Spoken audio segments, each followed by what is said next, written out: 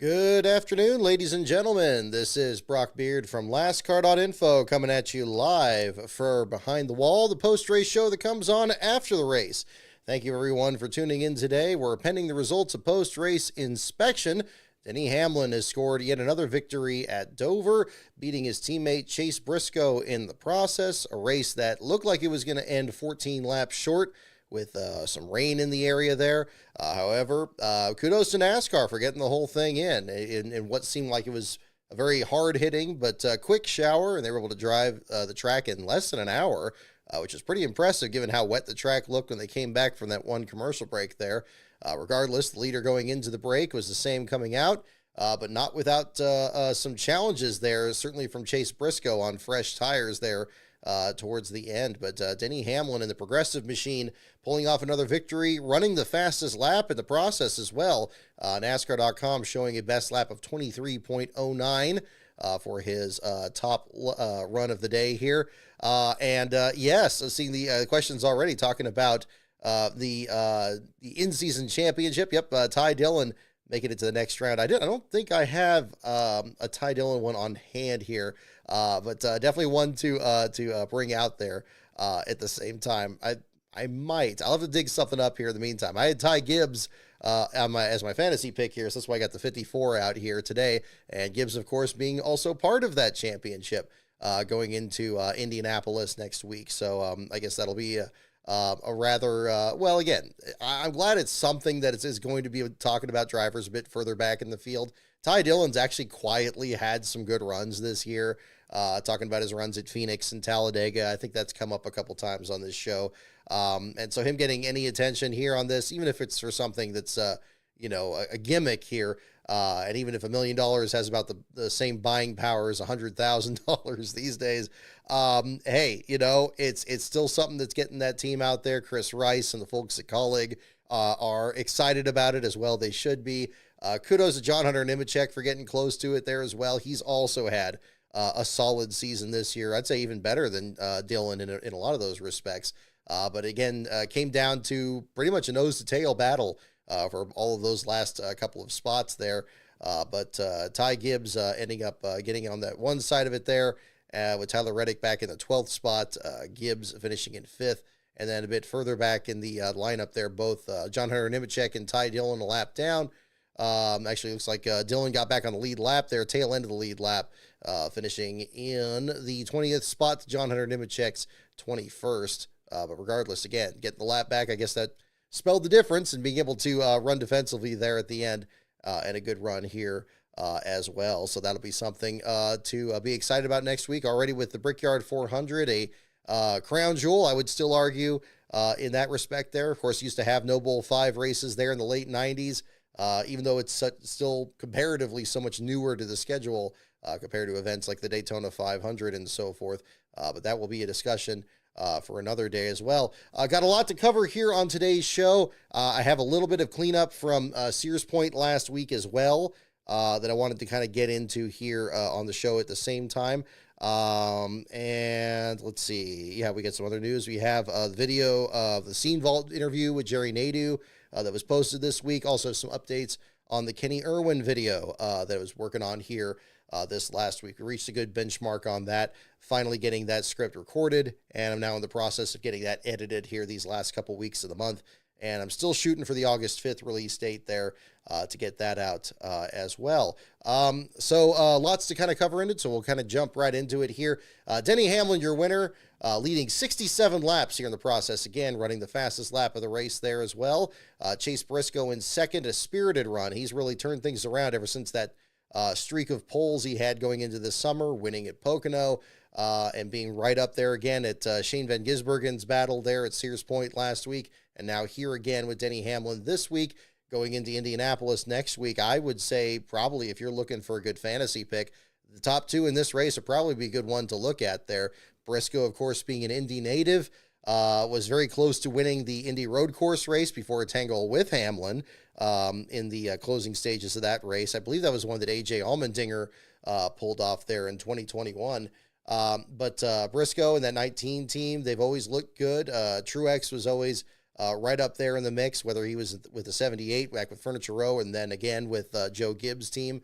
So they should be strong. And Denny Hamlin, this race has been kind of his white whale pretty much ever since Juan Pablo Montoya left the series here. Hamlin's losing streak in the Brickyard 400 has kind of become a bit legendary in that respect. Of course, who could forget that race he had a number of years ago where it looked like he had it well in his back pocket, had a flat tire at the end, put him into the outside wall. Kevin Harvick ended up pulling off the victory.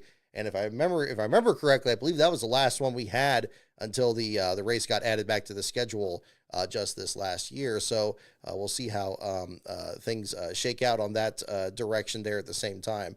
So we'll find out if that's going to be the story there too. And indeed, Denny didn't win it last year, did he? I'm just searching my memory again. I don't have a clear memory of who pulled it off. Oh, it was Larson. That's right. Larson won it in the Indy 500 paint scheme last year. That's right. That was the one where everybody queued up on the inside line, and we had the big falderall about officiating in that race too. We'll find out if that's going to be a story next week. But I would say, yeah, those are two guys you probably got to look at right at the start. Not the only ones, of course. But again, rest of the field here, Alex Bowman with a good third-place finish for him. Kyle Larson in fourth. Ty Gibbs in the fifth spot there. Chase Elliott, after being awarded the pole when practice and qualifying were washed out, really capitalized on it, leading 238 of the 407 laps in the race today. Looked very strong out there, just as he had looked, very solid at Sears Point last week. Been solid all this year. Would really be cruising if it were a full-season championship. Unfortunately, of course, that's not what we're dealing with this season. But again, another solid run for the 9 team. Are they going to be ones to watch at Indy next week? Certainly be a prestigious event. And Hendrick, of course, has had a lock on many key races here. Back with Jeff Gordon, then, of course, with Jimmy Johnson, even Casey Kane pulling off a win here in the Brickyard 400. We'll find out what's going to be the case there next week. But again, great run for Elliott. Bad pit stop, had to overcome that, and then some strategy there at the end. Taking 2 tires didn't seem to be entirely the right strategy in the last couple of runs, but who could have anticipated the way this was playing out? I guess Jamie McMurray, for one, was talking about there being a potential of multiple restarts and accidents, and this race stretching on well into the afternoon here. But regardless, Elliott back in the 6th spot. Bubba Wallace, fine run in the 7th there in the Space Force machine. One of the cleanest looking paint schemes he's had this year as well. So good effort for him from 22nd on the grid. Ryan Blaney started 31st and came home in 8th. Chris Buescher in 9th. And Brad Keselowski, his teammate there in the 10th spot. RFK not quite able to get all 3 of their cars up there. Ryan Preece involved in an incident towards the end there with Zane Smith, dropping him back to the 19th spot there. By the checkered flag. Just outside the top 10 there, Michael McDowell with another solid run, your 4th place finisher from last week, finishing 13th at Dover. So kudos there to him. Kyle Busch just on the outside of the top 10. Is he poised for a turnaround as well? We'll find out. 11th place here for this time around. Joey Logano still winless at Dover, finishes in 14th. Austin Dillon was flirting with the top 10 there on strategy at the end, ends up 15th. Justin Haley 17th. Looking at other drivers standing out there throughout the field. And this kind of cycles back to our last place battle here, which turned out to be really intense. We had an unusually competitive race with very, very low attrition, similar to what we saw kind of in Saturday's race as well. Of course, we'll be talking about that on the show here tonight. But pending the results of post-race inspection, A.J. Allmendinger has his 3rd last place run of this year, his first since Kansas back in the spring. It is the first time the number 16 has finished last in a Cup Series race at Dover since 1989, back when Larry Pearson drove for his father David's team, the old Chattanooga Chew Buick for the Pearson team. That's a diecast I remember very fondly from growing up. I had a surgery when I was much younger, and coming out of it there, that was something that the family presented me with afterwards, which was really cool. So I still have that car around there too. I should have brought it out on the show, but I'll find a picture of it there for you guys a bit later on. Yeah, kind of a throwback there in that sense. But the A.J. Allmendinger deal there, you had 3 different drivers in the garage area at one point. Before that, it looked like it was going to be Shane Van Gisbergen's to lose. J.J. Yaley was at the back of the field there and, losing some ground in the early laps. But then the car kind of started to come around, and he was gaining some spots there. Yaley was, that is, actually passing a couple cars before the competition caution, and still coming back to finish in the 34th spot here. Unfortunately, mechanical issues there towards the end. But again, I think probably this, I think Colby Evans was pointing this out on social media. Probably one of the strongest starts the New York racing team has had, especially for these small teams. They really got to struggle to stay on the lead lap there. And this dovetails into what happened in the last place battle. Yaley ended up climbing out of last place first with the issues for Shane Van Gisbergen. Are, of course, the winner of the last couple of road course races, comes into this race with a good starting spot because of the metric. Started him in the top 10. However, he ended up tumbling out of the top 10 very quickly. Turns out he had a flat right front tire, only 8 pounds of air in the tire when he came down pit road 11 laps into the event. And then losing about 4 laps in the process, losing a couple more laps through the middle stages of the race as Chase Elliott caught him. And they were never in any contention to get the lucky dog for really the rest of the race at that point. By then, the leaders were catching other drivers at the back of the field, and it was just a really difficult situation there for the 88 team. Van Gisbergen ends up the last car to finish under power, completing all but 7 laps in the 30th spot here. This, again, unofficial, pending the results of post-race inspection. However, he did climb past a number of different drivers there. The 3 drivers that pulled into the garage around the halfway point of the event really turned the last place battle on its head.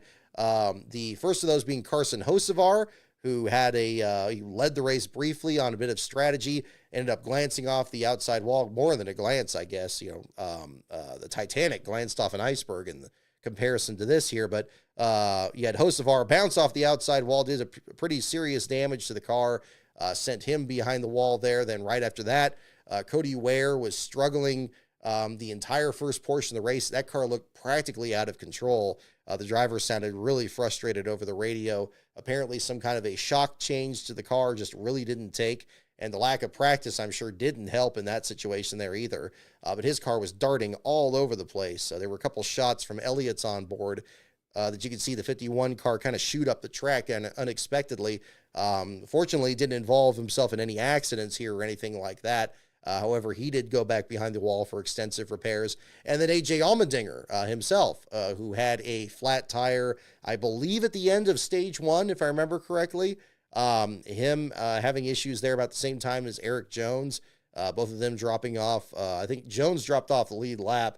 Allmendinger kind of held on to it and then lost the right rear brakes. I'm sure that the flat tire ripped the brake lines out. We've seen that happen so many times, especially with this car. It's kind of amazing those brake lines aren't any more protected than they were in the Gen 6 car. But again, the results were the same. 16 car goes behind the wall, and just like that, we have 3 cars about 10 laps apart from one end to the other, right next to each other, and seeing like who's actually going to get back on the track first, and end up being a really interesting situation. We had something very similar to this at the Coke 600 a couple of years ago, and you may recall how all that played out, where it was all the Legacy Motor Club entries, including Jimmy Johnson.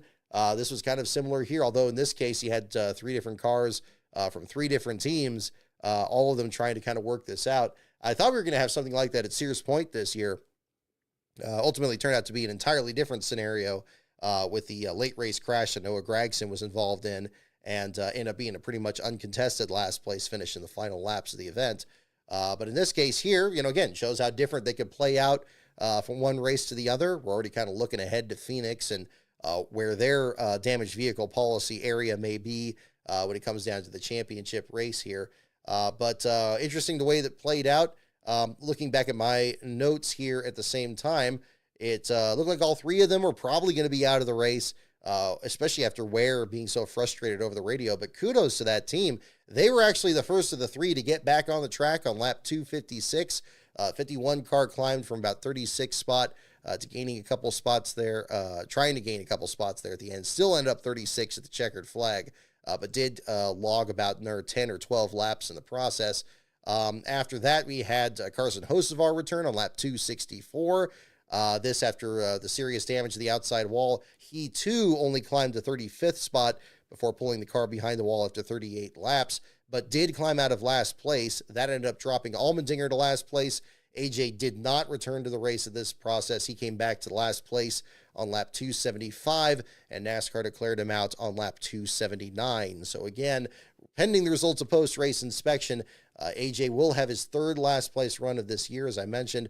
The first for the number 16 since 1989 at Dover, and the first for a suspension issue for a last place finisher at Dover since 1971 in the third ever race run at Dover. So something kind of unusual in that respect too. Very similar note to this as well. NASCAR reported that initially when Cody Ware dropped out of the race for good around that same time, they listed him out with handling issues. However, the crew was very clear on the radio, and I appreciate some people pointing this out at the same time, that you could see that they were really trying to, they said that the car should have been out under suspension issues. Now, I'm kind of interested to hear this because usually the team doesn't seem to contest this too much, at least from what I hear over the radio there. So this was very unusual. And as to why you would want one versus the other, I don't know how much that really matters necessarily. If we're talking about, again, chartered entries, there's not an issue of starting parks or anything. And that certainly wasn't the case here. That car was just handling really badly. I think handling is actually probably a pretty accurate description of what they were struggling with all day. But I guess they wanted to draw more attention to the problem with the suspension. I really don't know offhand. I haven't seen anything from the team yet. But of course, if any of you guys find anything on that, definitely let me know what was going on there at the same time. But regardless, kind of an interesting way that it all played out. Luckily, the rain delay at the end, I was able to get a head start on the article. So pending, of course, the results of post-race inspection, that will be your article later tonight. Let me also, when I was teasing this earlier, I want to kind of pull this up. Where is it? There it is. And down here, yes, it was Larry Baumel on June 6, 1971, which was the last driver to finish last in a Cup race at Dover due to suspension issues specifically. So maybe, I don't know, maybe it was something particular to that or anything, although, again, Ware was not your last place finisher, but Allmendinger was, and again, listed out with suspension issues pending the results of post-race inspection. So looking at the bottom end of the field there, Allmendinger again with the last spot with 221 laps completed. Another 11 laps ahead of him was Ware, and about another 70 laps ahead of Ware came Hocevar, which shows how long Hocevar was actually running here after the repairs to his car too. So kudos to that team as well for gaining a couple spots. Unfortunately, they couldn't quite catch Yaley, who was another 60 laps ahead and must have dropped out very close to the finish of this race. I believe he was about 7 or 8 laps down when he went to the garage area. And Ross Chastain, after clobbering the wall there right before the rainstorm happened, he ends up completing the bottom 5 with William Byron and Noah Gragson, the last of the cars that actually failed to finish the race under power. Rough deal for Noah Gragson. I pointed this out on social media because after watching his last place run at Sears Point last week, it's now the second straight race where he had managed to find his way into the top 10 in the closing laps of the race, but ended up with a wreck there towards the end. This time, again, a 31st place finish instead of the last place run last week.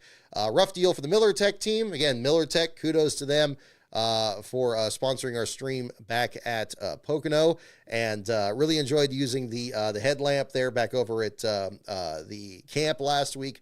We were over covering the Sears Point race there this week around. And I see some other content creators are also jumping on board with the Miller Tech deal there as well. So I'm glad that they're supporting other people producing stuff on YouTube there, and very enjoyable. So if you want a 1800 lumen headlamp or any other battery products, definitely check out Miller Tech's website there as well. And be sure to use LastCar10 as your promo code there as well for a discount on their products there as well. You can also get some great Noah Gragson merch, both from the number 4 team this year, as well as the Stuart Haas effort, if you preferred that paint scheme from last year. So kudos to the folks out there as well. And the website, of course, is millertechenergy.com. So we'll go back into the Cup Series race here as well, looking at some other drivers throughout the field there. John Hunter Nemechek, again, loses his spot there in the championship round there for the bracket challenge, but again, a fine run for him in the 21st spot, able to recover from some issues there as well to end up being the first driver off the lead lap. I was kind of surprised Zane Smith still finished under power. The front row team doing a fine job getting that car pieced together after what looked like a pretty hard hit on the back straightaway. He and Ryan Preece being involved in an incident there too. But this was a race that was very demanding. You had, again, very low attrition and again, no practice and all that. And Denny Hamlin bragging about, not having, not liking, enjoying races where there's not a lot of practice out there. I can see where he's coming from. Well, he's probably got the most experience of everybody in the field, him and Kyle Busch, really. So I guess they can really lean on that, although Kyle's been pretty outspoken about really wanting to have practice and dialing his car in. They seem to be on opposite ends of it. But Denny must have anticipated something because he was able to pull this win off even when Chase Elliott looked as dominant as he did. So we'll find out how this carries through the last of the TNT races next week at Indy, and then the stretch run going there from there as well. So we'll find out what the story is from there. Looking at my notes here as well. And again, Noah Gragson running the 4-car here as well today. Good to see him get some attention there. Alan Cavana did a fine interview with him on pit road. I usually don't watch a lot of rain delay coverage, but I thought that they did a solid job with it, especially since you could actually see, the weather clearing up. I got to say, I mean, this has always been a problem with NASCAR broadcasts in general. Traditionally, it's like they always seem so, I don't want to say straight up lying about the weather, but they've always been a little deceptive about it in what they're revealing. Like, there's storms coming in and they're like, oh, those are a long ways off. They're not going to come here. And then all of a sudden they're near. They're like, oh, it's going to rain at any moment now. And then the rain happens. It's like, oh, well, the rain's not going to last very long. It's always one extreme or the other. You can't just tell me what is going on. You got Sturdwell and all those folks there at the Race Weather website and others on social media. You're telling me we can't figure this out. The technology of all this, we should be well past understanding when weather is going to be a problem at any time, especially now with the lightning holds being such a serious issue there too. But it always cracks me up because you just can't take them at their word on these broadcasts because they want you to keep watching. I get that. It's like, that's one thing where, Twitter, for all of its many, many problems, it's one of the most helpful things there because you at least see somebody that's working at the track like Jeff Gluck or the other folks out there, or just regular fans out there showing, what the weather is like and so forth. So at least you got something to verify it against there too. That and also the radio, listening to NASCAR. I mean, they've usually been pretty reliable, with unfortunate exceptions like that Daytona race a couple of years ago, but usually tracking, from one quarter to the other, talking about where they're feeling raindrops and, how close they are to throwing a caution flag. You just got to kind of depend on them understanding it as clearly as they can, whether they're standing out in the open or they're just tracking raindrops falling on the windshield of their equipment in the infield. It's one other way or the other, but other ways to look at it. Seeing other mentions here for Christopher Bell. Yeah, my goodness. If there was a Goodies Headache Award for this race, it would most definitely be his. Spinning out of the lead not once, but twice. Once in turns 3 and 4, and another one battling Denny Hamlin towards the end, and spinning down the track, triggering a multi-car accident that still didn't involve him, and then having a pit road speeding penalty on top of it. Where did Bell actually end up at the end of this? Did he wasn't in the top 10. Let's see. Why am I not seeing him here? There he is, 18th spot there for Bell there at the finish. So rough afternoon for him. Led 67 laps. Unfortunately, does not have the trophy to show for it. But fortunately, NASCAR, not deeming that this track was too humid to be dried off, and were able to dry the track off. So again, as critical as one would typically be about NASCAR there, I think they did a fine job getting the race back out there. I'm glad they didn't call it so soon. If they called it during that rainstorm, by the time they were doing the victory celebration, the sun would have broken out again. And so I'm glad at least somebody's watching the forecast there in the meantime. So I guess that's another place to look out there too. Alrighty. Let's see. Moderators, if you can handle that there in the chat as well. Appreciate it. Looking here at the race results, kind of checking out everything At the same time, let's see, we talked about Zane Smith. Yep, we talked about the other drivers. William Byron, unfortunate deal for him, had a pretty hard hit to the wall there during the Gregson pileup. But a little bit of everything. I think it's good that Dover still has a place on its schedule. I think there was some debate about like if it should have a second date again or anything. I mean, I don't know about that, but I mean, again, I think it's a track. Dover is probably one of those tracks where it's probably so much better in person than it shows on TV. I've always argued that Sears Point's like that, and I can't help but be biased in that sense because it's the home track. But I was talking with a couple of fans that, came out there, and it was the first time they were there, and they seemed really blown away by just how much happens and how many different views you can have. Dover seems like it's very much like that with the steep banking and the fast speeds and everything. And I know the Cup car still has its share of problems. Yeah, once Denny Hamlin got in front of Briscoe, seemed like it was pretty clear that nothing else was going to happen there at the end, kind of similar to the concerns a lot had at Pocono just recently. But it's a unique track and a unique area, and it should still be on the schedule, which I think is a relevant discussion to a lot of speculation of what we are going to get next year. We did have the news this past week that the Chicago Street Course will not be on the schedule next year.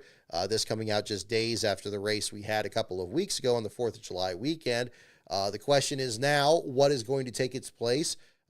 Whether there's been rumblings about Chicagoland Speedway. We, of course, saw the video that Carson Hocevar posted, kind of touring the track and evaluating it. And, of course, that's how kind of things started with Dale Jr. in North Wilkesboro. But it's kind of interesting to see how much work needs to be done there to kind of get that going. And then how much is it going to be another street course where it's going to be potentially in San Diego? Now, here in California, got to say, pretty excited about that. Get another California event out here. San Diego, I used to, back when I was in college, our biggest crew competition was the San Diego Crew Classic every April. And we would go down to Mission Bay down there, I believe it was. And we had rowing competitions out there. Beautiful course. I don't know if this road course would be in the same area. That would be kind of an interesting throwback. I'd be like, wow, I've probably been here before like 20 years ago, but something like that would be pretty crazy. I don't know what's happening on there or how much closer. We're hearing some rumblings on social media that maybe an announcement's going to be really soon. I don't know what the case is, but hey, more dates in California, I'm totally on board for. I did suggest right before this came out about maybe having a second date at Sears Point, maybe running one with the full course and one with the short course or something. Maybe having one with Xfinity, one with trucks.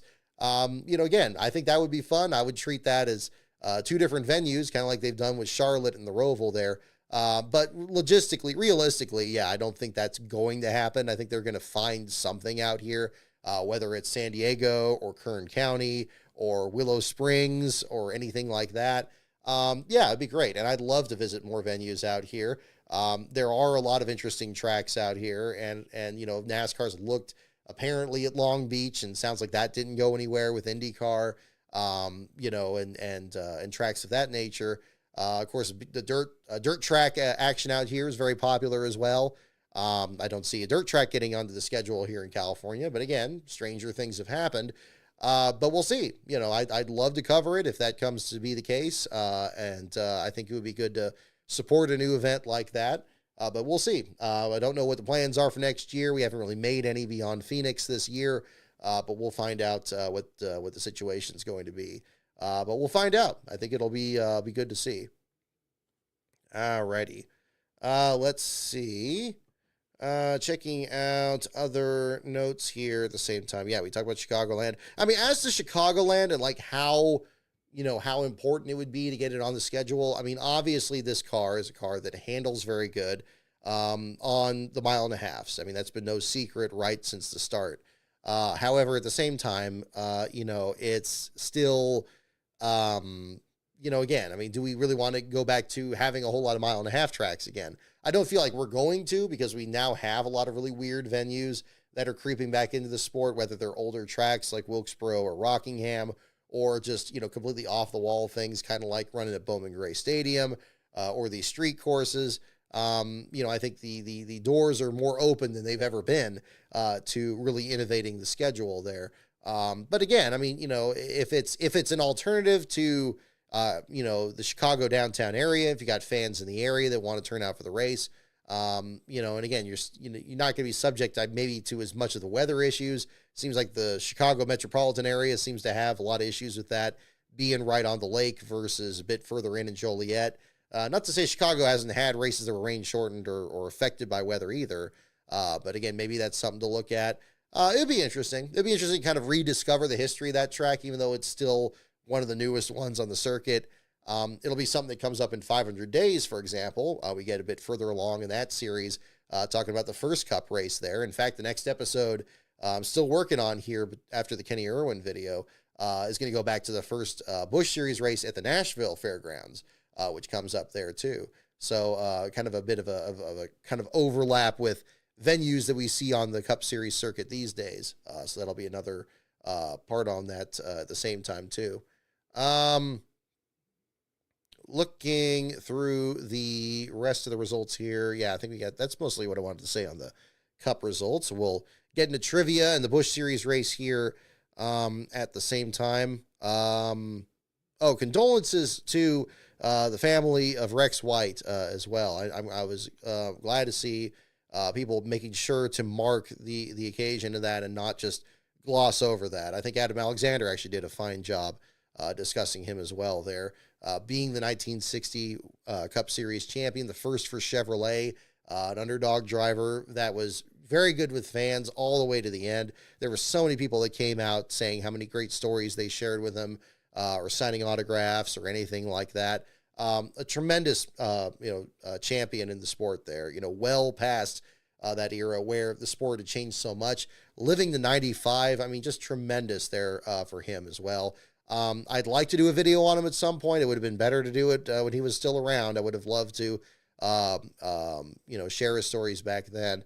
But I guess the one consolation is that we're going to hear a lot more of these stories now, in this case here, and find out. And so that's always a possibility down the road. It's always such a challenge there on this channel too. I really like taking my time with these scripts and really kind of getting as many of these stories as possible. Indeed, this Kenny Irwin video has been very much the same. I mean, we just did the interview with Marty Smith last week at Sears Point, and I was still editing the script really through the middle of last week, but I really had to kind of get going on recording it if it was going to be ready by the deadline there, at least the one that I've set. So we'll see, again. But yeah, I mean, talking about drivers further back, I mean, we've done that before too. Talked about Neil Soapy Castles a couple years ago. That video did well. I'd like to also do a mix of more modern stories too down the line. But yeah, that's something else that's still going to be in the works. So much more coming to the channel here in the meantime. Again, much like you hear from the Scene Vault podcast or from Stapleton's channel, again, trying to catch these stories while these people are still around and really try to get as much of that information as possible. And, the challenge is very much here as well. It was certainly the case when I was doing the JD book, trying to meet with a lot of people. Unfortunately, a couple of them passed by the time the second edition of the book came out. But thankfully, at least the book was out for most of them there in that regard. That's a challenge, but, luckily, as I've always said with this sport, there are so many personalities out there. Even if the person's no longer with us, you got people that still remember them. It's like reading that book about stock car independence, and just about every single person in that book had a story about Wendell Scott and how great of a driver he was. And, I thought that was impressive. So, that'll be another thing maybe, comes up, further down the road. We'll find out, if that's the, where that fits in, with everything else too. Because we definitely got a lot of stuff in the works for the channel and getting that rolling there for you guys there as well. On that same note, mentioning the Scene Vault, hope you guys enjoyed the video. I mean, on Jerry Nadeau that was posted on the Scene Vault. This was the interview that Rick Houston and myself, Rick Houston really invited me to participate in back in April. We did the Talladega and Rockingham trips. Between those two races, we went out there, I believe it was the Tuesday after, and had a great time. That's when Jerry signed this hat that I'm wearing here on the show here tonight. It's always, as I mentioned before, it was a bit of an emotional experience for me personally. I don't want to make it all about myself there, but I mean, I can only really comment on that aspect of it. Because with Jerry, much like with Kenny Irwin, this is a person that, was really exciting to watch in his earlier career. And it would be great if we, in a parallel universe, we would be bringing him in there and talking about a career where he won, several races, had a long career, and was able to enjoy that for as long as he did, maybe just recently retired. Unfortunately, as we all know, in this sport, it's a dangerous sport. And that was no different in 2003 when he had the accident at Richmond. I thought Rick Houston did a very thorough and tasteful job of covering the story of that. And Jerry was very transparent about what he experienced. In fact, when we talked about it during the interview for the Cartoon Network deal, he just offered it on his own, even though we weren't really talking about that part of his career, and said, yeah, I mean, they were trying out another pair of shocks at Richmond, and he went out there on the track, and the next thing he knew, he was in a hospital bed like, a month or two later. It's just like, it's extraordinary. It's extraordinary in that sense, what these drivers and these teams take on to compete at the highest level, and how dangerous that can still be. But again, thankfully Jerry's still with us. He was in great spirits during that interview. We had lunch afterwards there, and was really cool to see him there at the same time. And I'm glad people are checking out the interview on that. Looks like that video has been doing well. So if you haven't checked that out over the Scene Vault podcast, I believe it's called "I'm Still Here." It was the interview that Jerry had there at the same time. So yeah, definitely something worth checking out, especially if you enjoyed the video, the Jerry video that I had on my channel there from before. It's much more comprehensive about that at the same time. Yeah. Polish dude, yeah, I get your point there at the same time. Yeah, no, NASCAR is still dangerous. You may be new here. I don't know if you've been here in the chat before, but it can still be another part of that at the same time. So yeah, so definitely check that out if you haven't seen that at the same time. And there was that too. But I thought that was done very well. We've seen a bit of a turnover. Let's see. I'll table this one here for later. One thing I want to get into before we get to the Xfinity Series race, I did want to leave this hanging from last week's show here as well. So as you may know from a post that I made on, I think it was last Wednesday, if I remember correctly, there was news breaking about an incident that occurred at Turn 11 at the Sonoma Raceway during the Cup Series race last Sunday, and this involved an injured sprint car driver, Chase Johnson, and his family, involving an altercation with a security guard, where Johnson was subsequently injured in that event. And I did indicate online that, yeah, I saw that in person, and I did, and that was what happened there at the time. I did not want to. I kind of just didn't really want to get into that during last week, because I didn't want to make it about myself. I didn't want to intrude in the investigation about it, because it was very clear when it did happen that it was a serious situation there at the time. So again, and apologies as well to Ben Schneider there as well. I didn't even talk to him about it during our coverage there that weekend. I thought about tweeting something about it, especially when there were people reporting about the altercation on pit road. Then I was thinking, well, what good's that going to do? Do I want to, have people coming out here and harassing the family during it? Yeah, I didn't want that to certainly be the case there. But I do want to talk about it here on the show now that there's been some time afterwards. I can say that when this particular incident happened, I did give my information to the authorities that were there, that were investigating it. I actually gave my card to one of the other people from the security company out there. When I didn't hear from the security company, I called the Sonoma County Sheriff and made a statement from what I saw in the event, and I'll describe that here now that they have that statement and that information. I don't have any other information on what the other developments have been. That Facebook post out there, I didn't even know who it was that was involved in it initially, but I'll go ahead and describe that now, just to kind of put this out there now that we're past that initial part of the investigation. So moderators, if you can handle whatever's going on there, that'd be good. But I'll go ahead and jump into this here at the same time. So at turn 11, I always cover turn 11 at the races there at Sears Point, at least in these last few next gen races, because again, you get a good view of the cars coming by. And at the very end of pit road, you got the garage entrance when the cars are towed back there. Really not too much out of the ordinary there at that. And of course, as you know from our coverage last week, the last place battle took a pretty good long part of the race. So I was in turn 11 pretty much the whole time. I saw Alan Cavana come through there. There were a lot of people coming by, and you had a lot of security guards that were working in that corner at that time. A lot of them were, of course, checking credentials. I got flagged a number of times when I'm standing there to keep showing my tags, like, no, I could still be here and do this. There were other fans I was hanging out with. A lot of them were getting kind of rushed back to the left. And then you also had crew members coming by, and you had other media people going by. And it was just, it wasn't really slammed at any one moment, but the people that were going through there did tend to go back and forth there pretty quick. And of course, I was kind of in the middle of it. So I was kind of doing my deal.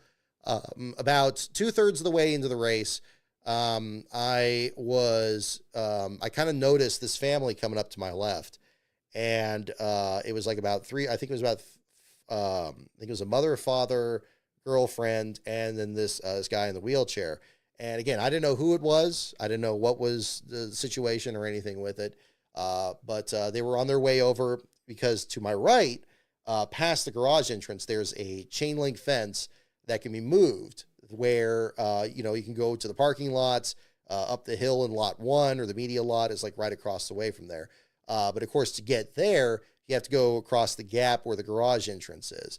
And a lot of people that were kind of going that direction, they usually get turned around, much as they would be if they were standing where I was there at the exit of pit road. But this family was coming up to my left. I didn't really notice it too much. When they were coming up to my left, I kind of sensed that I was in the way. So I kind of took a step back. But when I did that, they kind of zigged as well. And they were kind of, I was blocking them again. So I was like, oh gosh, I'm so sorry. So I was moving myself out of the way there again. And they were moving by again. And when I moved back the second time, they were coming up on my left, and the security guard, I didn't even see the security guard that was in this, came up to my right, and they were directly in front of me. And at that point, I was just like, okay, I was like, oh man, I'm probably kind of in the way again. So I was about to step aside again, but I didn't notice anything about there being a discussion or anything. I couldn't hear anything through my headphones. So I don't know if there was an argument or anything like that, but, and I didn't sense anything weird in like body language between the two either. I figured it's like, okay, this is another thing where they're checking credentials. Maybe they'll get escorted across the garage area to where they were. Instead, the security guard, I remember very distinctly, he looked like he was talking to him.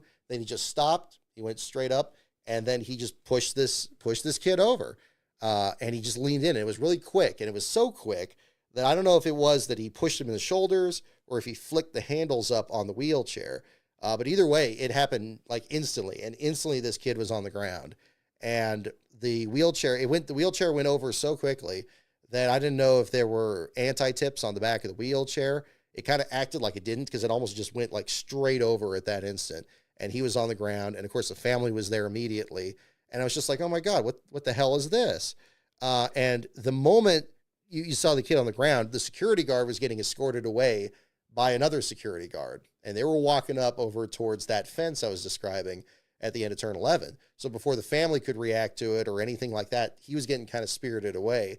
But once he did that, there were police officers on the other side of that fence, and they were already asking him questions about that. So he was kind of in the area. In fact, apparently on the post that the family made, they had some pictures of this guy here as well. So this is happening, and this happens like right here. And it was just awful. It was a horrible thing, first and foremost. It happened clear as day right in front of me, and there was nothing I could do at that moment. I was just like, well, I mean, what am I going to start shouting? Am I going to tweet about it? Am I going to take pictures of it? It just didn't feel right. And I was just like, okay, so I'm not going to do that. I was just like kind of talking with, the family there a little bit. But again, kind of maintaining my distance, because by this point, the track medical staff got there really quick.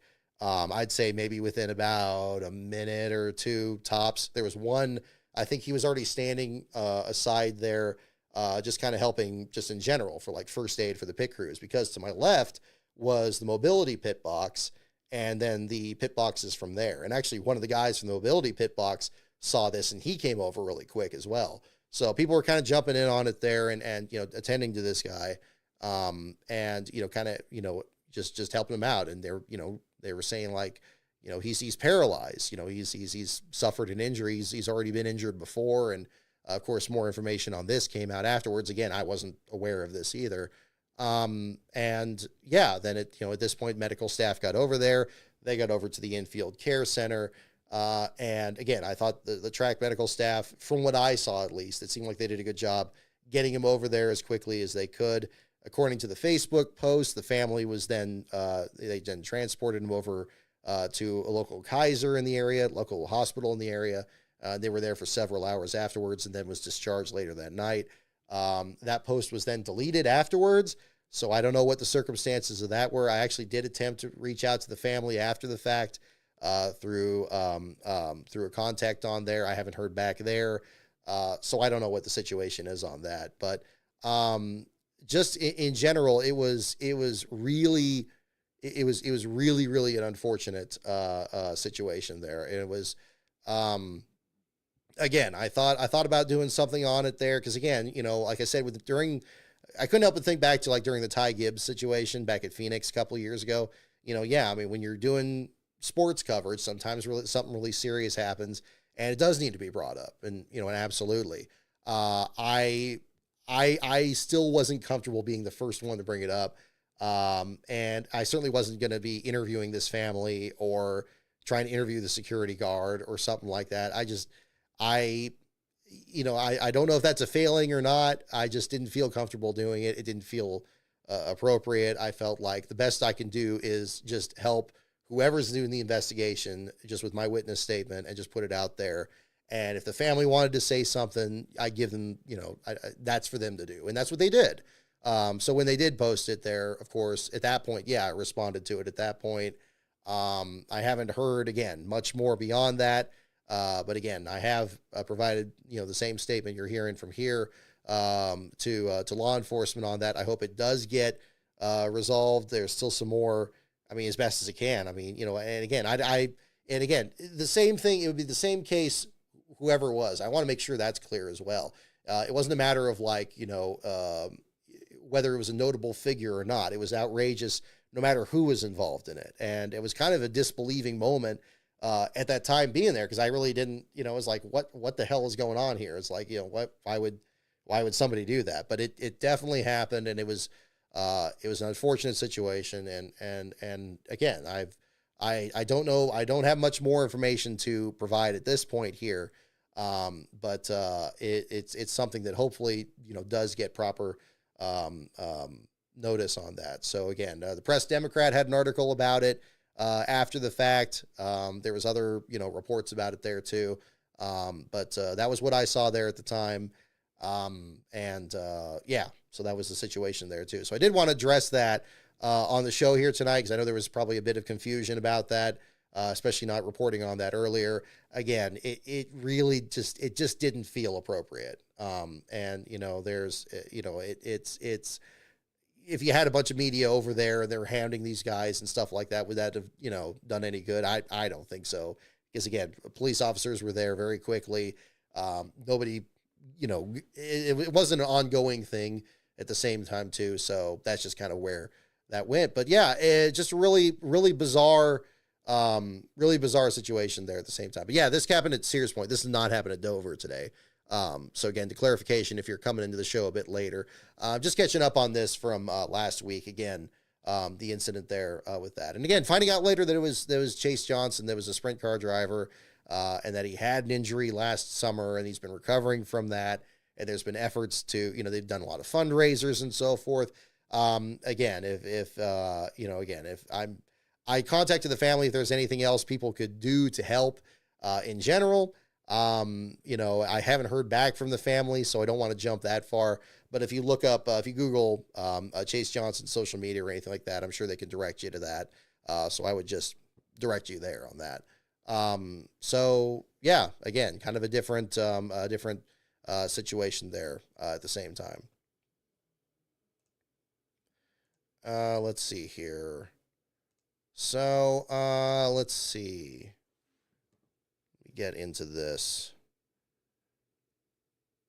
Okay. Yeah, I have that brought up here.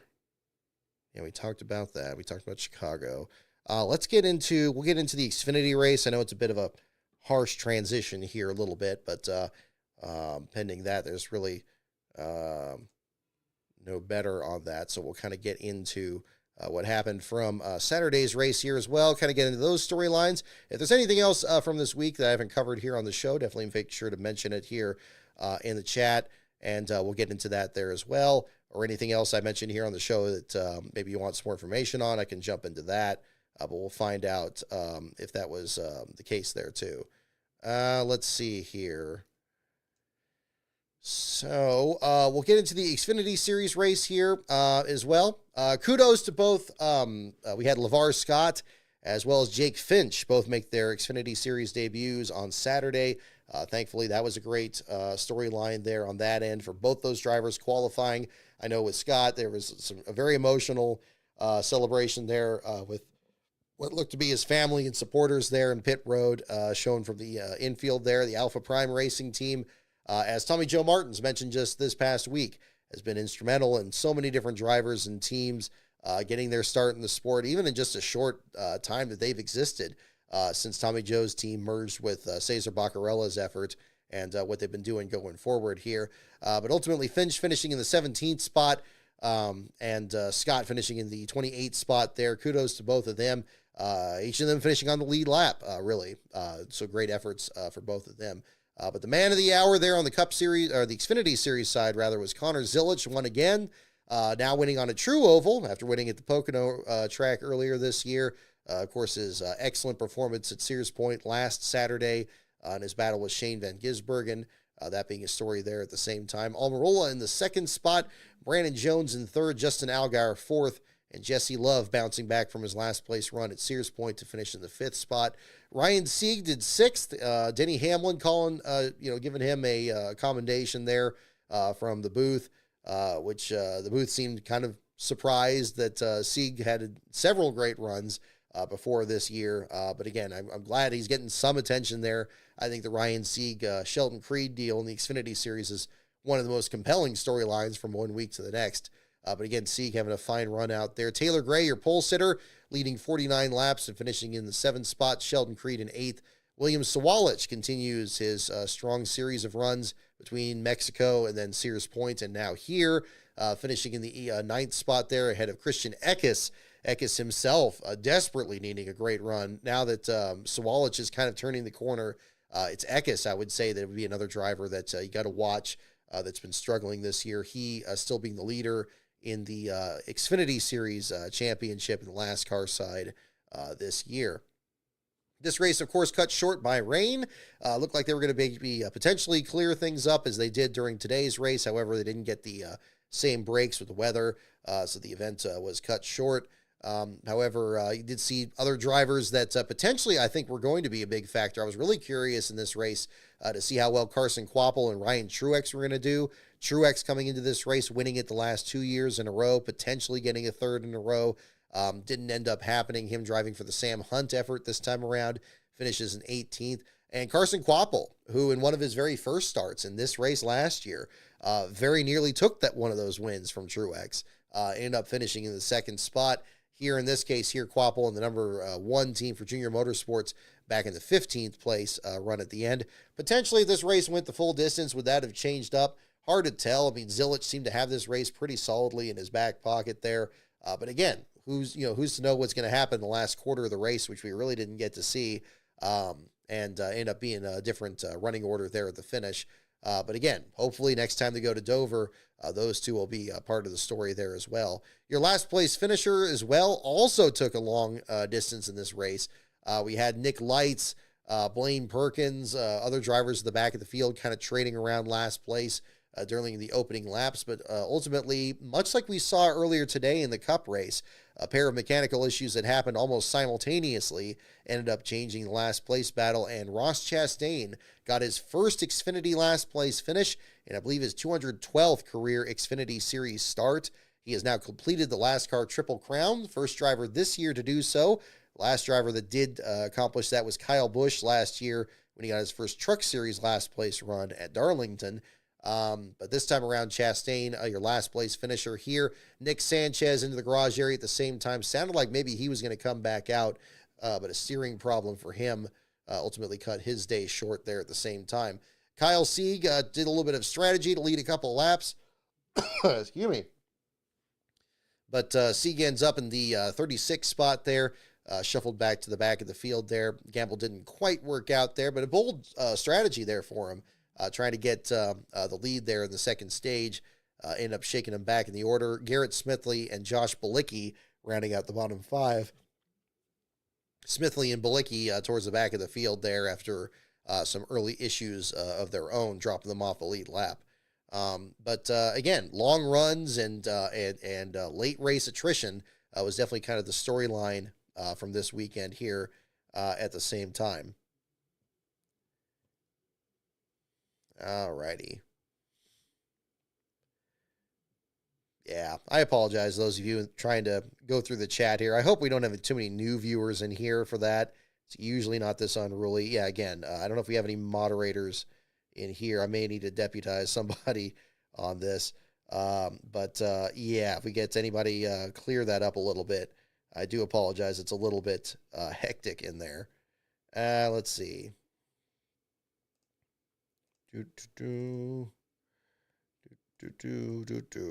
Okay. Alrighty. Yeah, no, I do apologize on that. That's absurd. Alrighty. Let's see here. Is there a way to...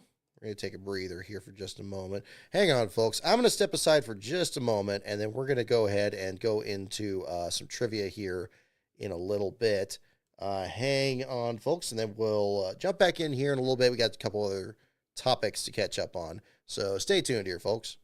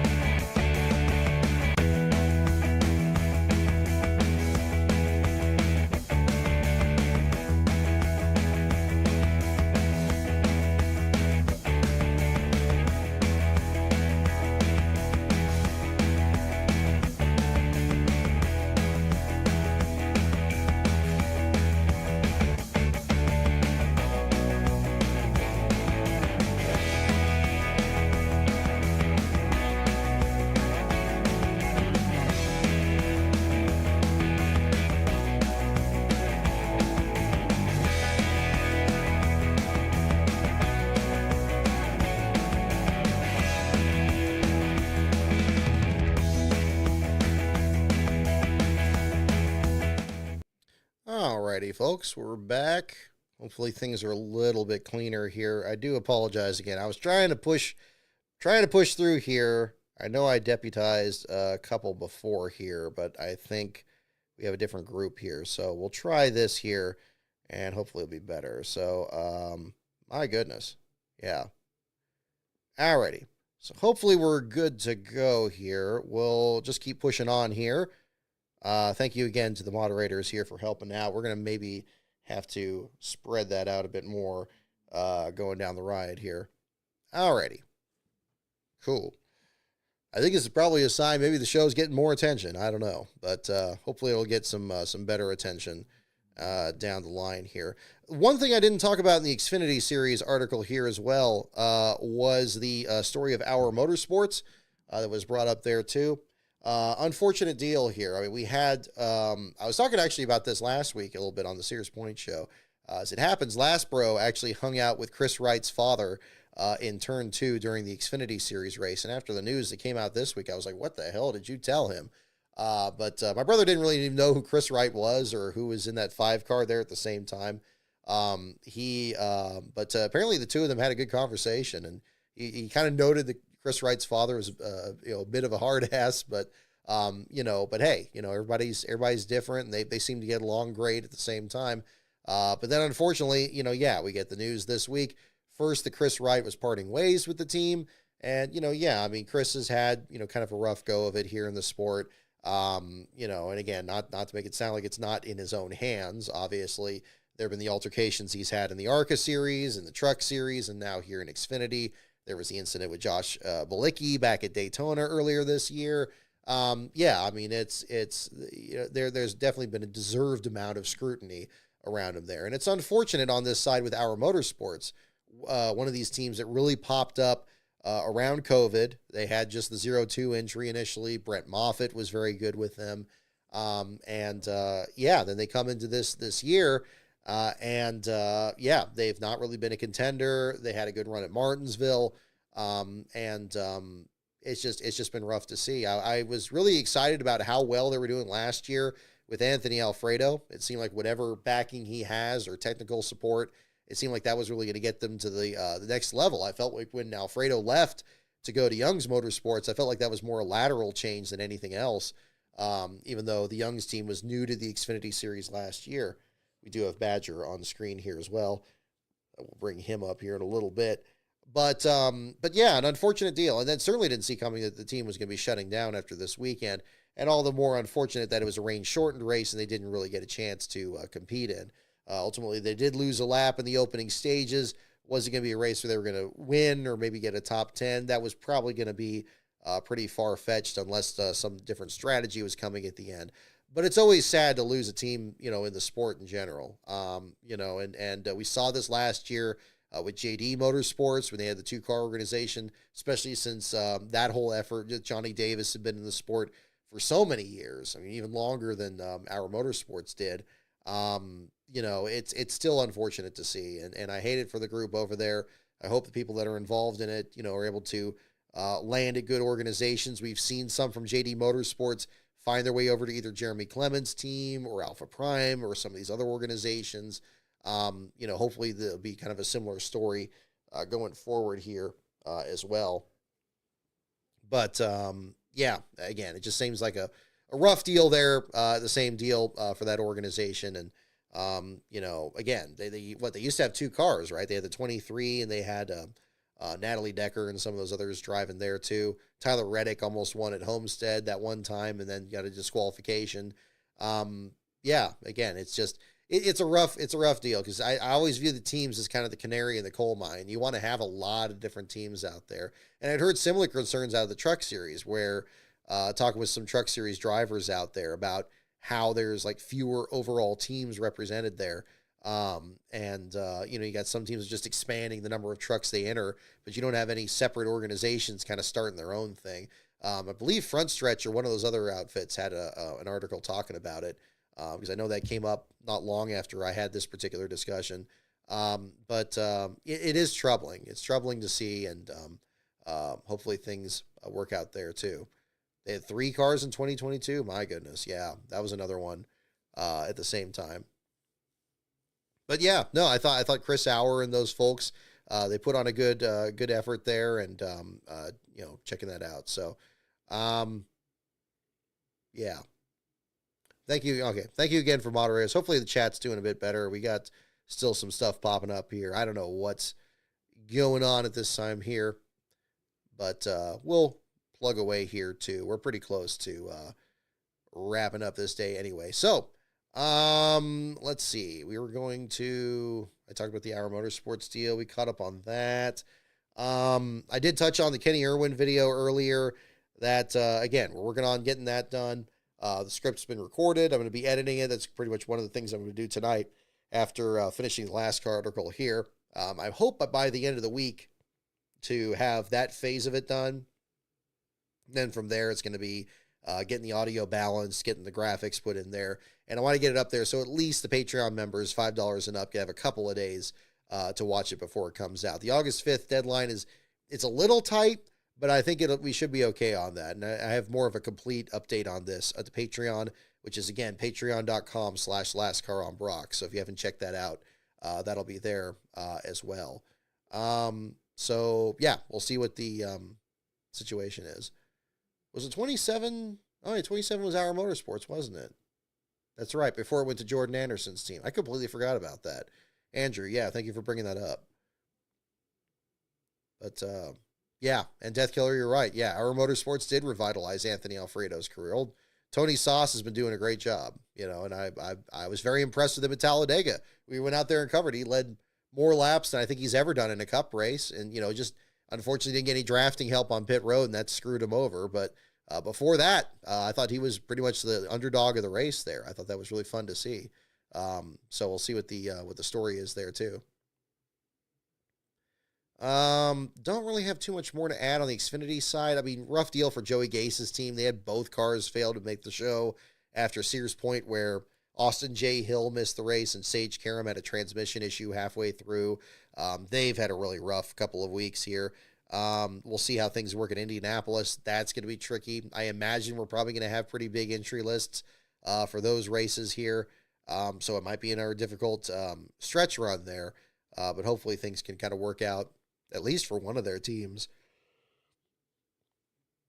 But again, kind of a short deal for that organization. Let's see. Okay, we got the articles from this week. We kind of covered that. Good to see Raja Karuth back in the Xfinity Series. We mentioned Jordan Anderson's team, him getting in the 32 car there. Had a sharp-looking ride out there. Where did he actually finish in that? Was he top 20? I'm trying to remember. Let's see. Let me pull the results back up again on that.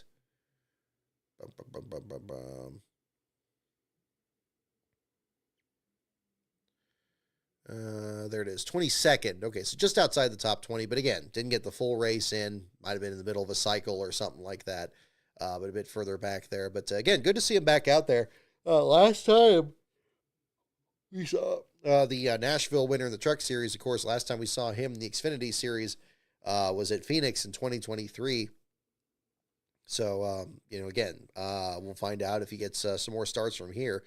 Looks like it was just a one-off deal here at the moment, with the Truck Series coming back this next week for IRP and kicking off the weekend at Indy. That'll be another story there coming up. Alrighty. I think I might know what's going on here. Let me see. Let me check this.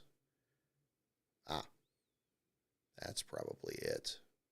Let's do this.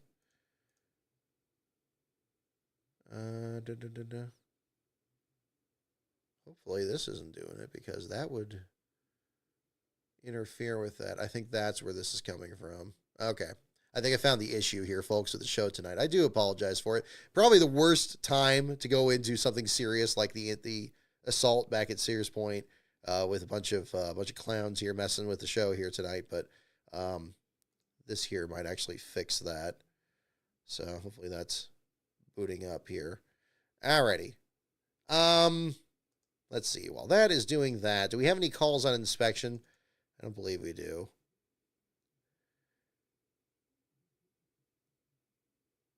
Yeah, no boos from the crowd. I thought that was pretty funny with Marty. I know, again, from having the over ear headphones, that does block out a lot of sound. I mean, for good reason, but that was a pretty funny gif there, or gaff there at the same time. But it's like, come on, the boos were overwhelming for Denny Hamlin in this race, because I mean, especially if you have Chase Elliott leading almost the entire day, and then it just kind of slips away from him there too.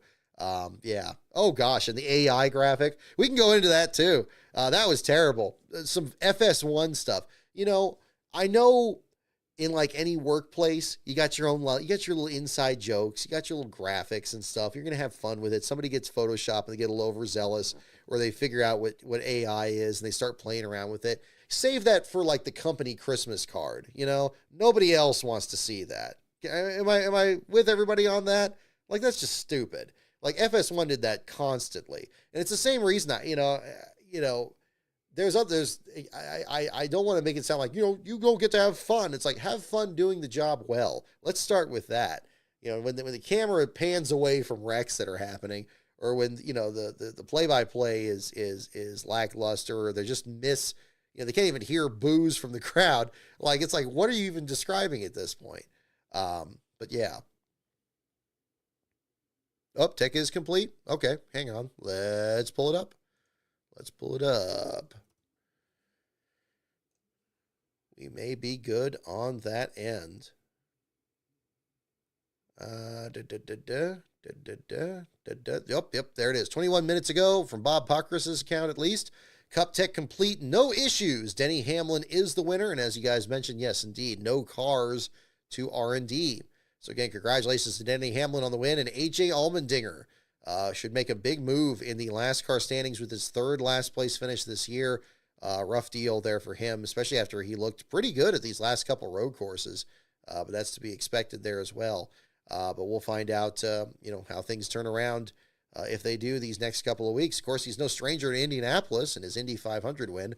Our Ben Schneider had a write-up on him as well back at Sears Point, asking about his potential of doing the double, and he had a pretty firm answer on that as well. So that'll be another one to cover there. Let's see.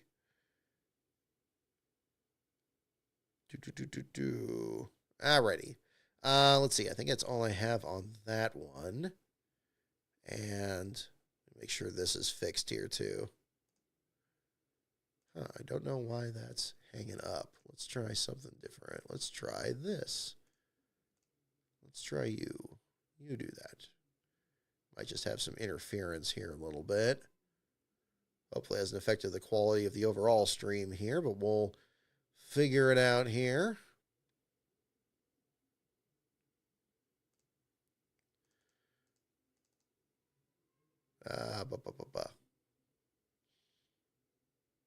Alrighty.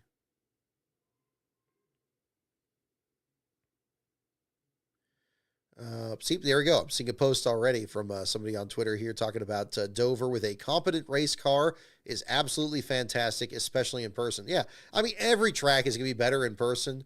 I'm sure tracks that I grew up that I didn't really like a Michigan or something like that, are probably just breathtaking in person. Yeah, Dover, I like the idea of Dover. And I love the stuff in NASCAR Classics dug up this week, like that famous clip of Jimmy Spencer and Wally Dallenbach getting in a confrontation, and Derek Cope, ready to rip someone's head off there after getting in an argument with Larry McReynolds. I mean, yeah, it was a little bit of everything there back then. But yeah, there you go. Let's see.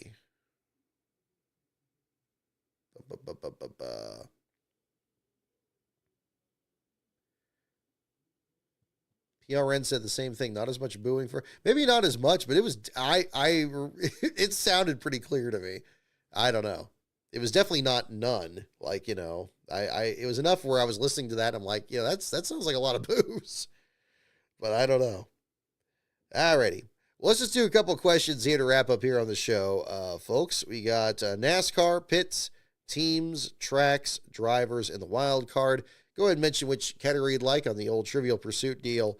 We'll do a couple questions to wrap up here the show tonight. Once again, NASCAR, pits, teams, tracks, drivers, and the wild card. And we'll do that here at the same time.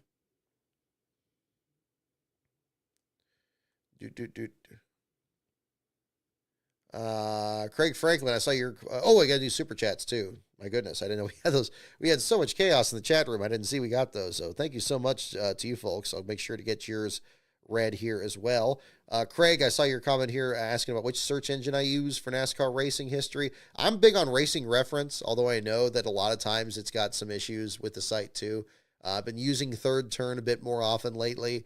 Yeah, I'm just so used to Racing Reference, especially from back when I started doing the articles there on the LASCAR articles. So that's pretty much where I started on that. Let's see. Let's go ahead and do super chats while I'm doing this here as well, while you guys are picking which category you'd like. Beast of Metal, thank you for your super chat for $5. Congratulations, NASCAR and the RTA. You've royally played yourselves one step closer to the Ponzi charters collapsing and taking the sanctioning body with it. If you think anybody's going to pay anything for a worthless piece of paper, NASCAR can rescind at will for any reason. You're dumber than Alf Gustafson with 60 laps to go. Yeah, though I get your point there. And yes, that's actually a story I didn't talk about here yet on this. Of course, the other big news from this week, the fallout from the latest phase of the NASCAR lawsuit between 2311 Front Row Motorsports, the antitrust lawsuit with NASCAR. Both these teams now losing their charters at least through next week in Indianapolis. I suppose that's pending any other further paperwork that's going on here behind the scenes. We'll find out if that's going to be the story one way or the other here. Regardless, again, interesting turn of events for sure. I was very interested when Pockrass was fielding questions about this, that when we brought up next week, the potential of if there is a large entry list, if we do have more than 40 cars show up to Indianapolis, they're not affording those same teams, guaranteed spots in the race, that, they're still going to have to compete for the same spots as everybody else. Now, I mean, they're full-time teams. Is that really going to be a problem? Whether or not they qualify for the race, that could be argued there as well. But again, I still think we're venturing a bit into the unknown here about what effect this is going to have, especially if it goes beyond this next week in Indy. 40-car fields have been extremely rare this year, and absent any further, any teams just magically popping up or NASCAR making phone calls like they did back in 2004, I don't see that changing too much. But it might, again, maybe a new team uses the charters. There have been allegations about if NASCAR is going to sell the charters. There's a lot that's very much up in the air here. I'm not going to pretend to know the answers on that.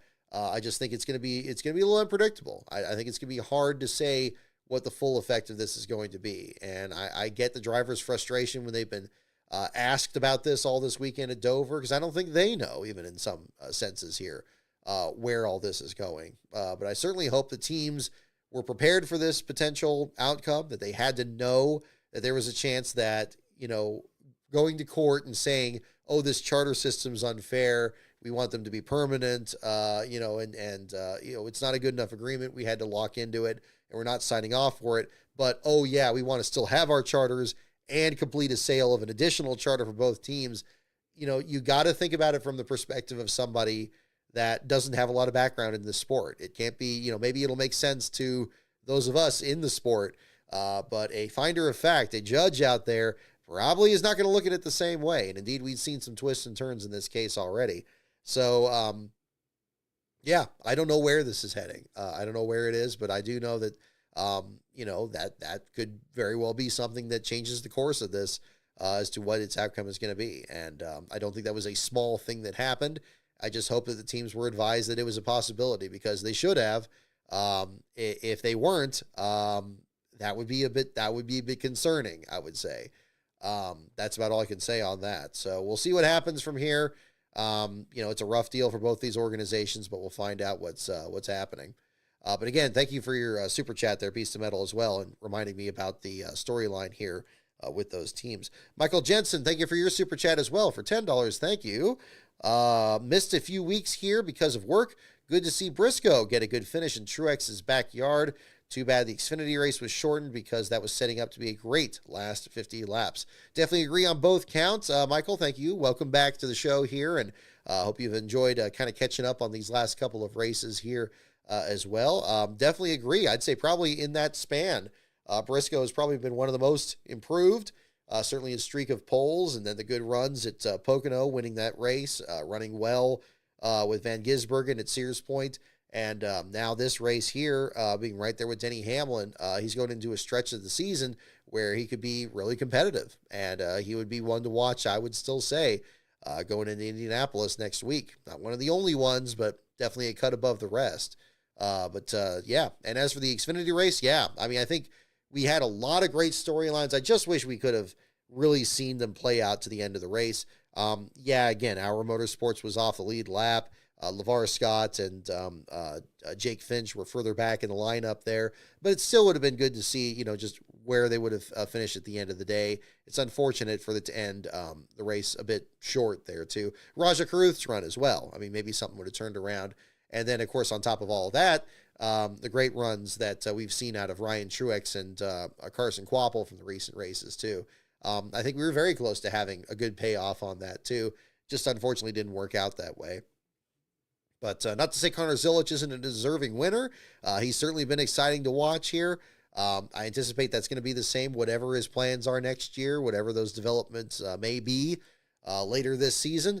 But I'm sure we'll find out what's going to be the story there too. So we'll see what happens. But yes, Michael, thank you for your super chat there as well. I did get the notes here from big thanks also to Matt Miller, who sent some great pictures from the grandstands there in turn 4. Sent some pictures of Hocevar not Hocevar, Van Gisbergen down pit road, and Chastain's car being towed. Also, Bowser Jr. XD sent me some more notes here about some last place finishers here as well. That being, first of all, the MotoGP for the Czech Republic. Alex Marquez crashed in the early laps and also took out Joan Mir. Notably, it was also the first race back for defending champion Jorge Martin after he suffered his injury at Qatar, and he was able to get 7th. In the IndyCar race at Toronto, Santino Ferrucci crashed during warm-up. Team did not have enough time to prepare a backup. I did see the clip of that accident. It's very hard hit there as well. Ended up being a DNS. If we don't count that, it was Scotty Mack crashing on lap 3 due to a loose wheel. This race also showed more examples of Fox's coverage of IndyCar getting worse as they missed a restart that saw Jacob Abel cause a wreck and wind up on top of Joseph Newgarden. Oh gosh, Newgarden cannot buy a break if they were going to just give it to him. My goodness, it just keeps getting worse. But yes, thank you for the notes there, Bowser Jr. XD. I do have your notes there on that. Let's see here. Yeah, Van Gisbergen did not have a good run here in the Cup Series race as well, but kind of a different deal. Alrighty. Which category do we have? Let's see. Wild card. We got drivers. See a couple for drivers. All right, we'll do drivers here for today. Alrighty. First question here, folks. Who was the first NASCAR Winston Cup driver on the cover of Sports Illustrated? That is our first question. Gosh, I need to fix this. Okay, hang on. It's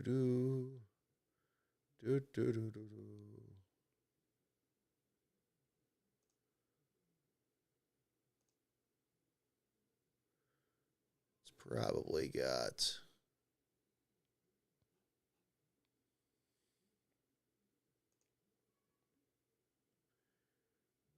Yep. Gosh, it does not want to do that. How bizarre. No, not you.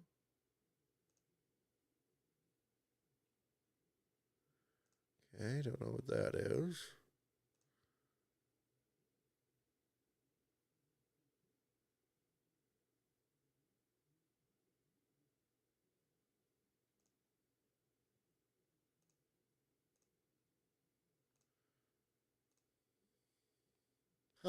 Okay, how weird. Alrighty. Who was the first NASCAR Winston Cup driver to be on the cover of Sports Illustrated? You guys want to see Badger? We got Badger here on the screen too. He's kind of awake. He's kind of awake here at the moment.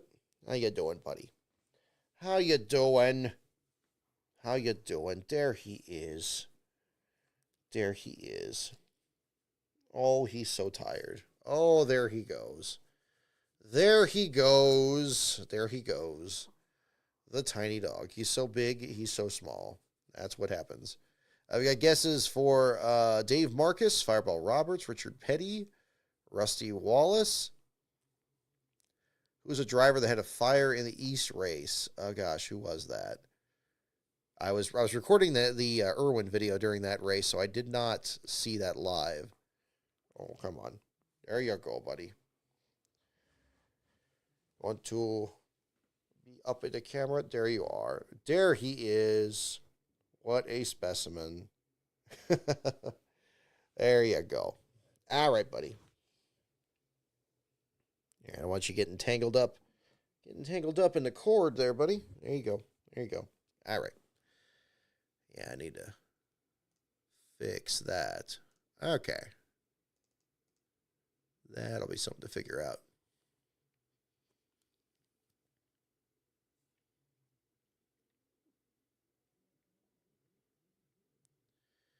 And let's see.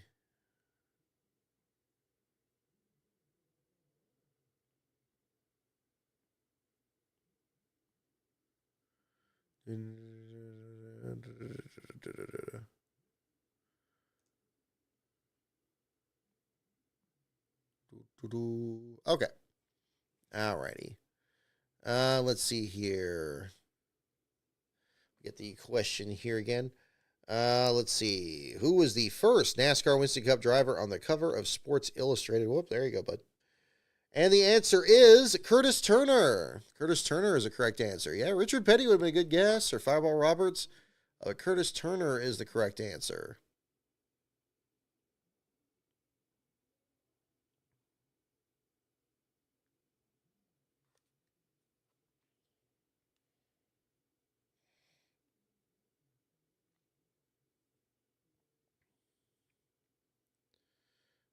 Let's see here.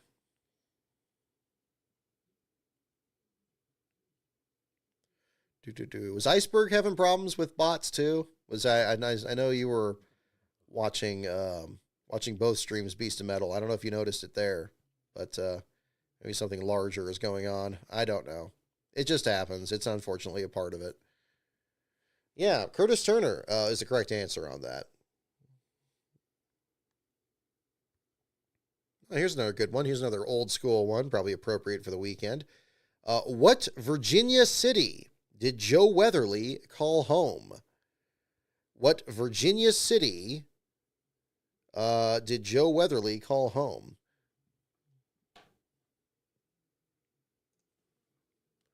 Let me see if I can find the Curtis Turner Sports Illustrated. Oh, this is pretty cool. Oh, yeah.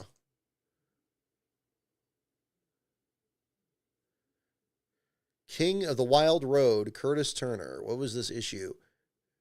January 28th, 1968. Now, there we go. There's a throwback. Let me pull this here and make this bigger. Make sure I have everything. Everything's fine there. Okay, yeah. There we go. Let's get to our second screen. There you go. That's the one. This cover here. Check this out. Let me zoom this back a little bit. There we go. This is a print of it here, but regardless. And again, it indicates down here, January 28th, 1968, photo by Walter Luce Jr. There you go. So there is Curtis Turner, first NASCAR driver on the cover of Sports Illustrated. So yeah, how about that? That's a good start. What Virginia city did Joe Weatherly call home? That is next question. That is a shot. No, I agree. I agree. Go back to our primary shot here. What Virginia city did Joe Weatherly call home? Yeah, not the ban or his passing. Yeah, very good point. Yeah, I guess it was it seems like it was before, well, I guess after the ban, because he came back at 65, right? Because it was when he went into Rockingham. Yeah. I guess it's for Richmond and Norfolk, South Boston, Roanoke. All right, here we go. Let's see. What Virginia city did Joe Weatherly call home? The answer is Norfolk. A lot of you got that one. Ultimate 23, I think you were the first one on that. Nathaniel Puente as well. Beast of Metal.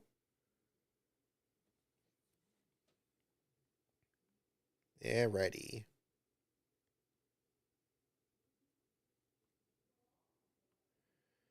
Alrighty. Okay, here we go. We'll probably just do one or two more here to wrap up here. It's been a bit of an endurance match here tonight, but sometimes that's just the way it goes. Which member of the Petty family started exactly 26 races in 5 years of driving? Which member of the Petty family started exactly 26 races in 5 years of driving? That is a question. What is the answer?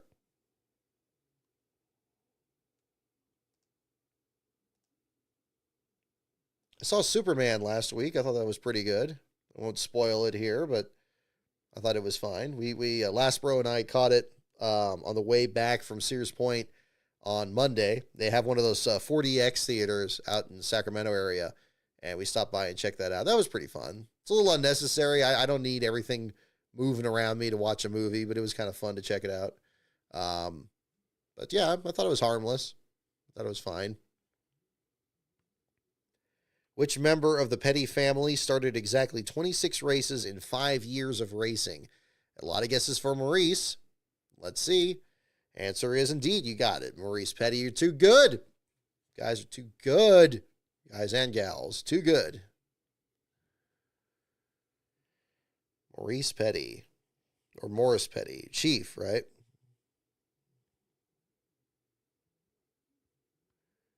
Let's see. Now that one's a little bit too easy. Yeah.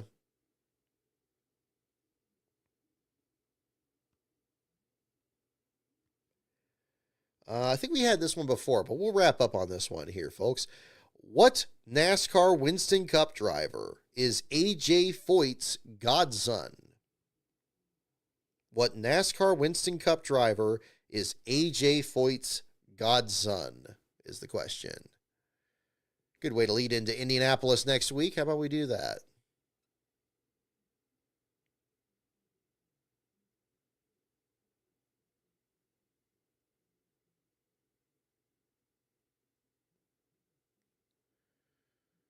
Alrighty.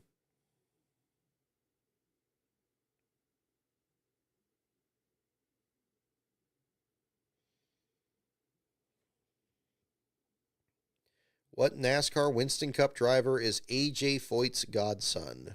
That is the question. By the way, on the subject of mods in here, I know I haven't given too much guidance in that in the past here. So I'm sure that's probably one reason maybe our chats have been a little chaotic on this end. Just, yeah, anything like that from earlier, that's about the only thing I really have a problem with. Like, if you guys want to talk like politics or anything like that, I don't really care about that. I mean, it'd be good to kind of keep it on subject of the racing stuff, but other stuff comes up. I talk about different stuff on here too. I don't really hold you guys to that. Um, you know, Beyond that, I think it's just common sense. So I'm not too worried about that. But yeah, anything like that where it gets to be distracting or makes the chat unusable, that's about the only thing I would really need moderators to kind of keep an eye on there too. If you have any other questions on something, you can always message me or something like that. Beyond that, I try not to keep that too strict there on that too. So, but again, I appreciate those of you I just deputized tonight for helping out with that there too. Hopefully that won't be something we'll have too much of. Every once in a while we get like a big crowd in here, and then sometimes when that happens, it gets out of control. So I do appreciate that. Yeah, you did. Austin, yes, you missed a bit of a hubbub. We had a little bit of a we got a little slammed there earlier, but things do happen. But hopefully it wasn't too miserable for you guys in the chat here. It was a bit distracting, but that's the only problem. That's the only issue I really have with that. Big G, have I seen the F1 movie? Yes, I saw it twice last month. I enjoyed it. I love the theme music. I listened to the theme too many times.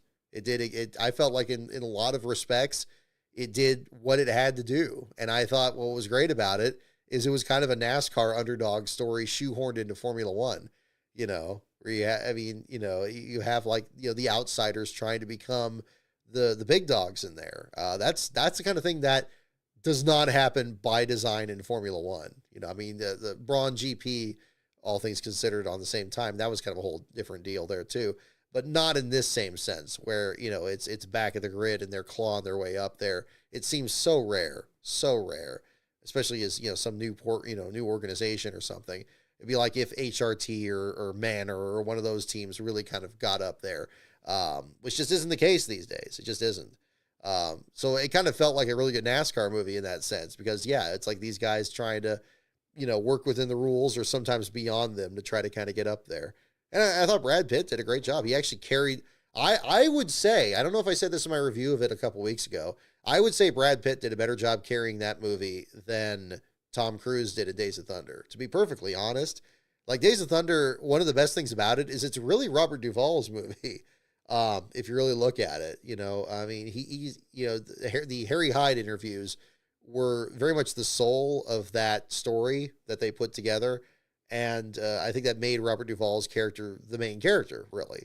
I mean, Tom Cruise is in it, and he's kind of the means through which you experience the action, which is understandable. But he's kind of upstaged by Robert Duvall. Robert Duvall has all like the best scenes, and it's a hell of a performance. But that's the impressive thing with F1 is it didn't do that. Like Brad Pitt is very much the carrying the heaviest load in that. But what's nice about it is similar to Days of Thunder. A lot of the characters around him, they're likable. They're likable. They're personable. They're all struggling with the same thing, and they all kind of are working together on that. I liked that. It doesn't have to be something about like, oh, we got to make sure we do this, we do that, and we're checking boxes, and we're all that. It's like, no, it's like this is a group that has radically different backgrounds and different motivations, but they're all on the same group, and they all got to do this one thing together. And it shows how challenging team dynamics are. I found that compelling, and I was impressed with what's his face, with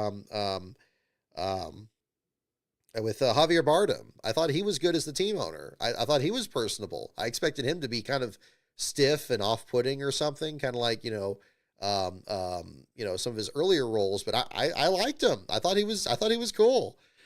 He had kind of decent chemistry with Brad Pitt there, which was fun. So no, I didn't mind it. I found it very enjoyable. Very enjoyable. Let's see. What NASCAR Winston Cup driver is AJ Foyt's godson? That was a question we had. We had guesses for John Andretti, AJ Foyt IV, Wally Dallenbach, Larry Foyt, looked like came up, Tony Stewart. Yeah, lots of good guesses. Yeah, who is it? Is anybody heading to Indianapolis next week? I am not. I'm again, Phoenix is, again, still the last one for this year in terms of trackside coverage. But anybody is, definitely make yourself known. And again, the answer to here, AJ Foyt's godson, John Andretti. A lot of you got that. John Andretti is a good guess. Blue Moon 95. Were you the first one on that? No, Charles Peterson. Looks like you might have been the first. Yeah, that's what it looks like. Yeah, Charles Peterson Jr., right on. You got it. Ed Bierschwal. There we go. Got some fun names popping up here, too. Terry Labonte. Yeah, most of the characters did feel believable. A little thing, I will mention this because now that movie's been out for a bit. I don't remember if I mentioned this on the show, but I liked the older man that was the team principal. That was the former Jackman. He's like, oh, I was a 3-time world champion, but I was just like the rear Jackman. It's like, but then there's like a little thing where like at the end when they had to fix Brad Pitt's car, he was the one that jacked the car up. and it was small. I didn't notice it the first time, but I noticed it the second time. I was like, okay, that's pretty cool. See, that's the kind of thing that makes a summer movie good, is you just have everybody in there has their little moment.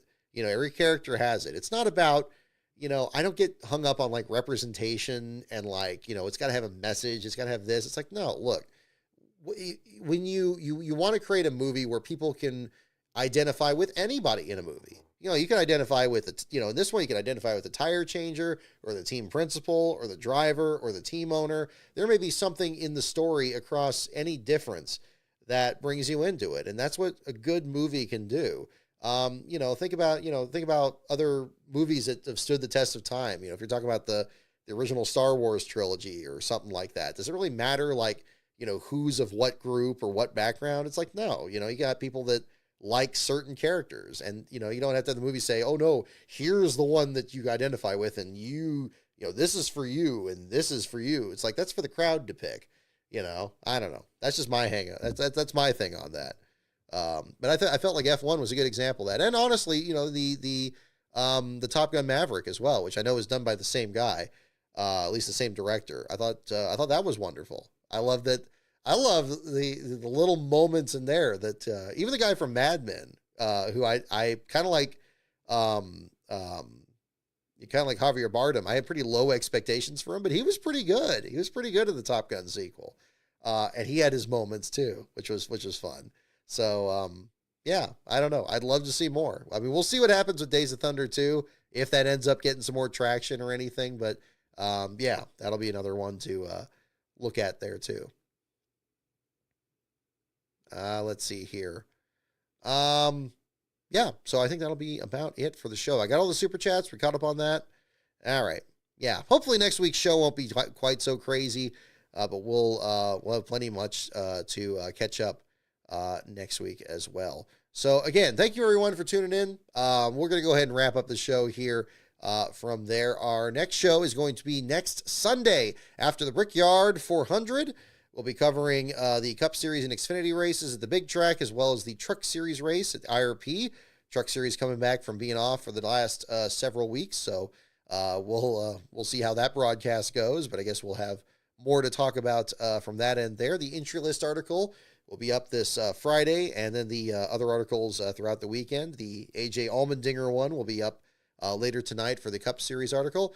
In the meantime, the Patreon is patreon.com/LastCarOnBrock. My Twitter feed is @LastCarOnBrock. And if you're interested in more videos on here, feel free to check out this channel.